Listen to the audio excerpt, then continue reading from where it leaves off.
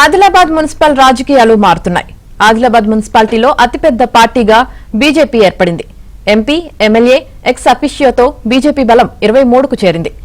ఆదిలాబాద్ మున్సిపాలిటీలో magic figure 26. అయితే BRS, MIM స్వతంత్రుల మద్దతుతో కాంగ్రెస్ పీఠం కైవసం చేసుకునేందుకు ప్రయత్నిస్తోంది. అటు స్వతంత్రుల మద్దతు కోసం బీజేపీ ప్రయత్నిస్తోంది.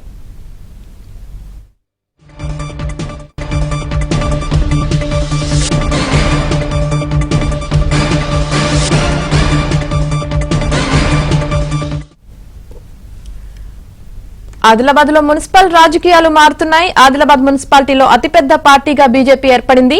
ఇక దీనికి సంబంధించి పూర్తి సమాచారం మా ప్రతినిధి మాంతయ్య అందిస్తారు. మాంతయ్య.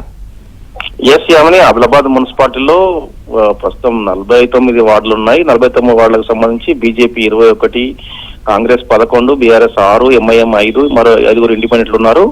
అయితే మారుతున్న సమీకరణ నేపథ్యంలో బీజేపీ ఇతర పార్టీలకు సంబంధించిన కౌన్సిలర్లందరినీ ఏకం చేసేందుకు కాంగ్రెస్ పార్టీ ప్రయత్నం చేస్తుంది. బీజేపీకి మున్సిపల్ పీఠం దక్కకుండా అవసరమైన వ్యూహాన్ని అమలు చేస్తుంది. ఇప్పటికే కాంగ్రెస్, బీఆర్ఎస్, ఎంఐఎం తో చర్చలు పూర్తయి మొత్తం వీళ్ళు 22 మంది సభ్యులు ఏకమయ్యారు. నిన్న రాత్రి 3 ఇండిపెండెంట్లు కూడా కాంగ్రెస్ గూడికి చేరారు. ఇంత వీరి సంఖ్య 25కి చేరింది. అటు బీజేపీ శిబిరంలో 21 కౌన్సిలర్లకు తోడు మరో 2 ఎంపీ, ఎమ్మెల్యే ఎక్స్ అఫీషియో ఉన్నారు. వారి బలం 23గా ఉంది. మిగతా 2 ఎవరైతే ఉన్నారో ఇండిపెండెంట్ కౌన్సిలర్లు కీలకంగా మారారు. వారికి సంబంధించి వారికి చైర్మన్, వైస్ చైర్మన్ పదవులను ఆఫర్ చేస్తూ వారిని తమ గూటికి చేర్చేందుకు 2 శిబిరాలు ప్రయత్నం చేస్తా ఉన్నాయి. మొత్తానికి కూడా ఆదిలాబాద్ పీఠాన్ని బీజేపీ ఖచ్చితంగా దక్కించుకుంటుందని చెప్పి భరోసాతో ఉంది. అయితే కాంగ్రెస్ పార్టీ అమలు చేస్తున్న వ్యూహంతో బీజేపీ శిబిరంలో విధమైన నిరాశ నిస్పృహలు వ్యక్తమవుతున్నా అయినా కూడా చివరి నిమిషం వరకు ఇండిపెండెంట్ సభ్యులను తమ వైపే తిప్పుకుంటామని చెప్పి బీజేపీ ఒక అంచనాతో ఉంది. ఆ మేరకు కూడా బేరసారాలు, లాబింగ్ కొనసాగుతుంది. అయితే అధికార కాంగ్రెస్ పార్టీ మాత్రం ఖచ్చితంగా కూడా ఆదిలాబాద్ పీఠంపైనే కాంగ్రెస్ జెండా ఎగరేయాలని చెప్తుంది. పార్టీకి సంబంధించిన సీనియర్ నేతలంతా కూడా ఆదిలాబాద్ లో ఉన్నారు. ఎవరైతే ఇండిపెండెంట్ లో మద్దతు అవసరమో వారందరికీ కూడా అవసరమైన ఎవరైతే పదవులు ఆఫర్ చేస్తా ఉన్నారో ఇతరత్ర కూడా వారికి ఆఫర్లు చేస్తూ తమ వైపు తిప్పుకునే ప్రయత్నం చేస్తున్నారు. ఇంకా మరో 3 ఏళ్లు కాంగ్రెస్ అధికారంలో ఉంటుంది కాబట్టి ఏ కోణంలో చూసినా కూడా కాంగ్రెస్ శిబిరంలో చేరడమే మంచిదని ఇండిపెండెంట్లకు ఆఫర్లు ఇస్తున్న పరిస్థితి.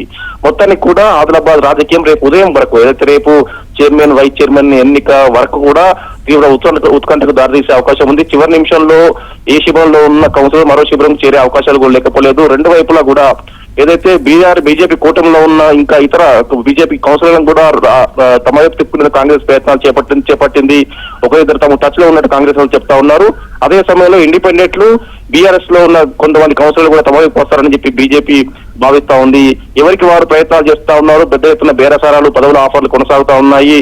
చివరి నిమిషం వరకు కూడా ఎవరు చైర్మన్, వైస్ చైర్మన్ ఎన్నిక అవుతారన్న కూడా ఒక క్లారిటీ వచ్చే అవకాశం లేదు. 2 శిబిరాలకు సంబంధించిన కౌన్సిలర్ అందరూ కూడా రాజస్థాన్ శిబిరాల్లోనే ఉన్నారు. వారు ఎవరు కూడా అందుబాటులో లేరు. కేవలం ఇండిపెండెంట్ల మద్దతు కోసమే ప్రస్తుతం 2 శిబిరాలు ప్రయత్నాలు చేస్తున్నాయి. వారి మద్దతు కీలకంగా మారిన నేపథ్యంలో వారికి భారీ ఎత్తున పదవులు ఆఫర్ చేస్తున్నారు. ఒక ఇండిపెండెంట్ అభ్యర్థికి ఆల్రెడీ చైర్మన్ పదవిని కాంగ్రెస్ ఆఫర్ చేసింది. మరో ఇండిపెండెంట్ అభ్యర్థికి వైస్ చైర్మన్ ఇస్తాం, తమ వైపు వస్తా అని చెప్పి బీజేపీ కూడా ఆఫర్ చేసినట్టు మనకు తెలుస్తోంది.